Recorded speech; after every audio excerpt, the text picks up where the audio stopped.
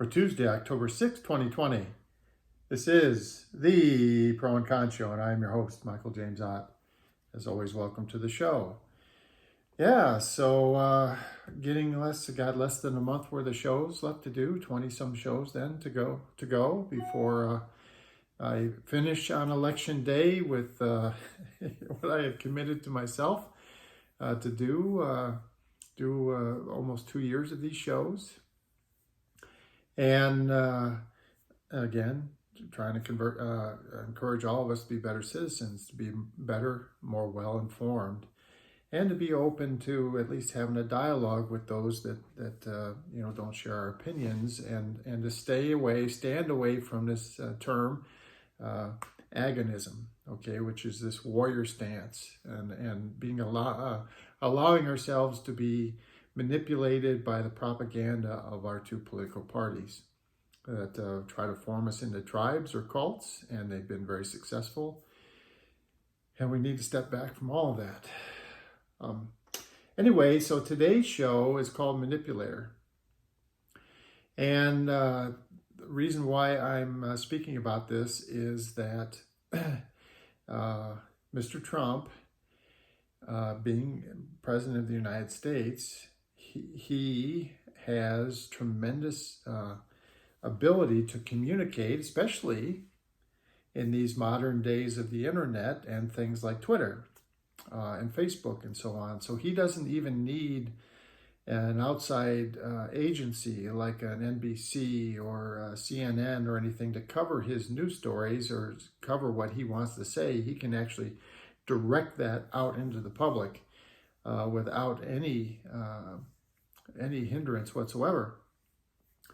And so Mr. Trump does a couple of things, and I call this episode Manipulator because he manipulates using the media. Now, admittedly, historians, various media people would say, well, this is a normal thing. And to some extent, it is. I mean, people have been using the bully pulpit of the presidency to influence. And, what's the difference between influence and manipulation? Well, it can be kind of a subtle line, but here's specifically two examples that I want to give. And the first one, and the one that is truly manipulation, is he, by virtue of making announcements, can greatly influence the stock market. Now, you know that Mr. Trump follows the stock market very, very closely, because this is basically, when it comes to the economy of the country, it's virtually all he ever speaks of. And so we're in the middle of this pandemic, and there's record unemployment, and small businesses are going out of business on a record scale, and large businesses are dialing back on their employee base and stuff like that, and it's just this downward spiral caused by us shutting down the economy completely, basically, a few months ago, and now trying to recover from all that. Well, Mr. Trump, now I don't know whether he's actually a multimillionaire or a billionaire or a multi-billionaire. It's totally unclear at this moment just how wealthy he is. But the one thing that he does have is influence on the stock market, and very, very blatantly obvious influence, manipulation of the stock market. And the specific example, but there's been dozens of examples of announcements of trade agreement. So back months ago, he would tweet, "Oh, the Chinese are terrible, breaking off negotiations on trade agreement with China." And the stock market, not liking erratic behavior and worried about global economic problems and stuff like that, would nosedive by the Dow would go down 4% or 6% or something. And specifically, industries that are associated with import-export kinds of things and transportation to and from China, and some of the businesses that sell into the United States that manufacture in China, and all of these things would be influenced. And see, he's completely in control of when he announces that. So it's not too hard to imagine that there are members of his family, members of his greater cohort, these lovable billionaires around him that seek nothing but wealth, influence, and power, that they would sit down and they would say, you know what, Mr. President, if you were on Tuesday were to announce that we're going to break off all negotiations on trade with China, if you would do that Tuesday morning, we can make sure that we have purchased, sold, bought options, whatever, in various industries that we know would be adversely impacted. And so we can sell out of those positions, or we can take future options, betting on them, the stock prices going down and so on, selling short basically is I think what it's called.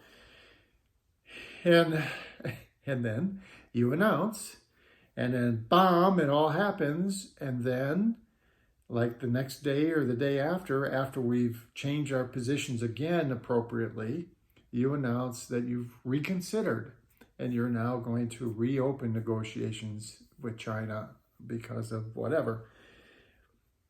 And he's done this repeatedly during his administration. And it would always be a suspect thing because, a wealthy person surrounded by other wealthy people, he could always be manipulating in their benefit. Maybe they're funneling money to him under the table. But in his case, he didn't even relieve himself of all the financial business dealings that he has when he took office, which is, again, a norm, not required by law, but the normal thing, because most presidents would never survive the media onslaught of people worried about the conflict of interest.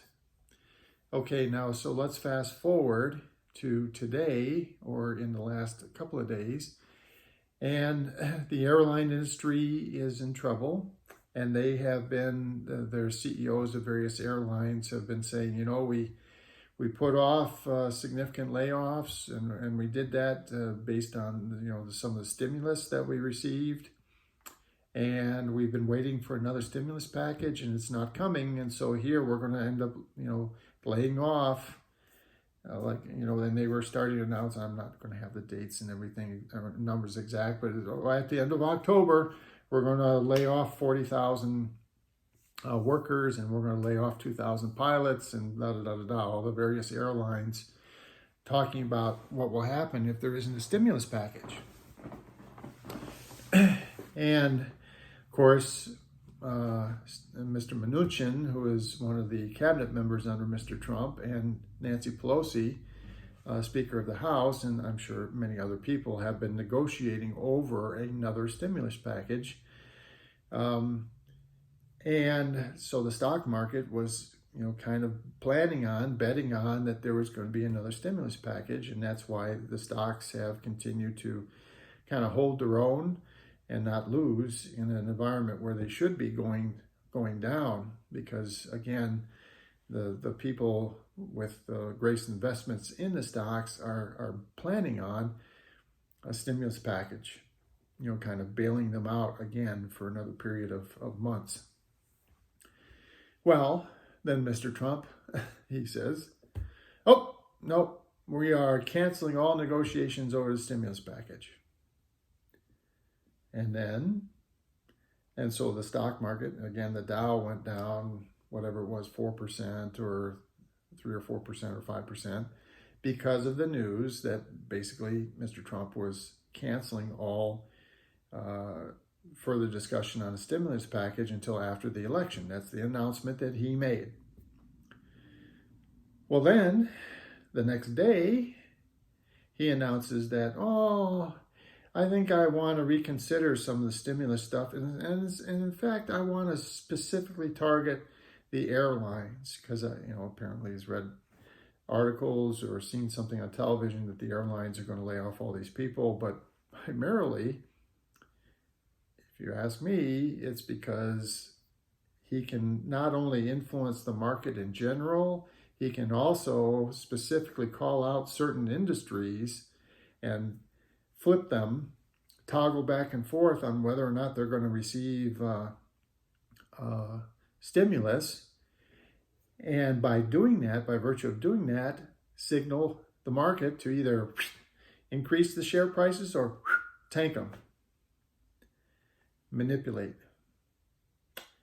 Mr. Trump, amongst all the many, quite frankly, evil things that he has done in his nearly 4 years in office, he's manipulated the stock market, and I presume for the gain of himself, his family, and various friendly folks that hang out with him, in the so-called billionaires club.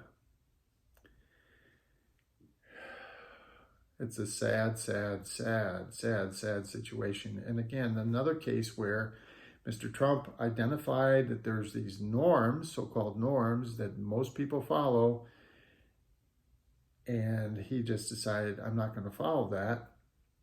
And because it's not a law, no problem. He can do it. And he has. For the Pro and Con Show, my name is Michael James Ott, and until the next show, as always, bye for now.